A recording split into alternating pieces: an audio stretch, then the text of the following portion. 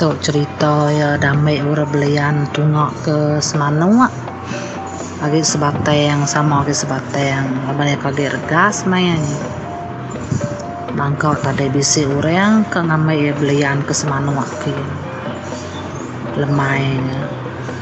bekat mak kau te orang ngamai di belian negeri kumak kau mada nya orang ke ngamai di mangsayangnya orang ngajung di pulai kumak kau kena mama kau munyinya laba mayanya timpu apa nyamuan nyak mak ku nyamunyinya empia kia au ku ya au kena ma ku mekat dia munyinya ku mak ngone ngai kedenya taban kurang sengapa ku nya ngone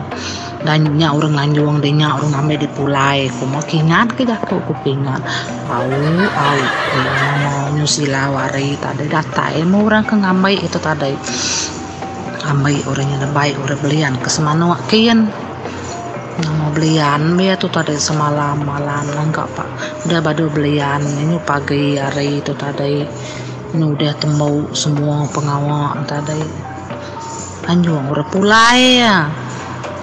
ada yang nemu ya kemudian kejak ke mak punya munyinya tapi ya kenganjungnya pulai aneh ya dia ke ngamai lemainya apa ya tapi urana made nama anjung repulai tadi depan mia bakerita tadi serantau jalannya nyuratai di sebateng nyuratai berapa tanggal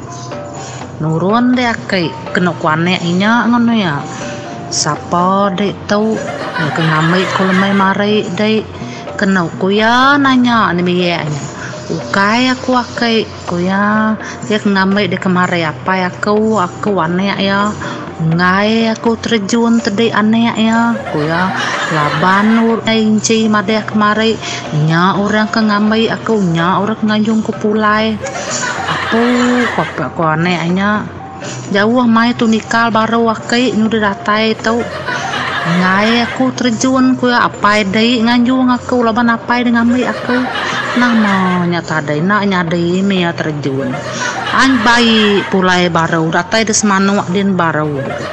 nama ni kai katas me aneh atau tadi bepada ngasu apa ya tu nganjung ya pulai apa ya menganjung pulai baru ya kak sangkai datai di rumah sebatang dia baru ya kak nurun ulehnya kai nya damai ur belian nyak nganjung nyak ngamai meniang dia kejak kau nyak kisah belian ketau